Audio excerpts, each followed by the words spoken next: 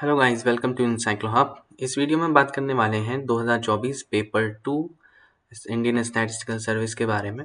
इससे पहले से हम जान लेते हैं कि इनसाइक्लो हब आपको प्रोवाइड करा रहा है all solve papers of the 2014 to 2024, paper 1, paper 2, paper 3, paper 4 and general English and general studies are included in this one. For buying this, you can contact us on our number and you can take details from our website also. Now here we are discussing question number 2.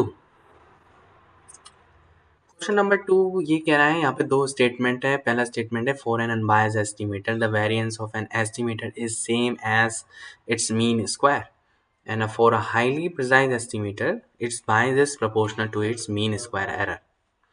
यहाँ पे दो statement दिए गए। पहला statement कहता है कि for an unbiased estimator variance of an estimator is same as its mean square error. इसका कहने का मतलब क्या है, कोई भी अनबायस्ड एस्टिमेटर, जब भी कोई अनबायस्ड एस्टिमेटर होता है वो, क्योंकि अनबायस्ड होने की वजह से उसका बायस जो होगा वो ज़ीरो हो जाएगा, क्योंकि वो बायस ज़ीरो हो गया। अब हम जानते हैं कि एमएसई का फॉर्मूला क्या होता है, वेरिएंस प्लस बायस स्क्वायर, राइट। अब क्योंकि यहाँ पे वेरिएंस बायस ज़ीरो हो चुका है तो एमएसई क्या होगा, यहाँ पे वेरिएंस के बराबर हो जाएगा।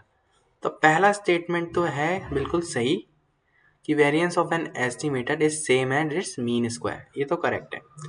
दूसरा क्या स्टेटमेंट कह रहा है कि for a highly precise estimator its bias is proportional to its, यानी कि एमएसई और ये बोल रहे हैं कि बायस प्रोपोर्शनल है, ये पॉसिबल नहीं है। उसका मैं रीज़न बताता हूँ क्यों।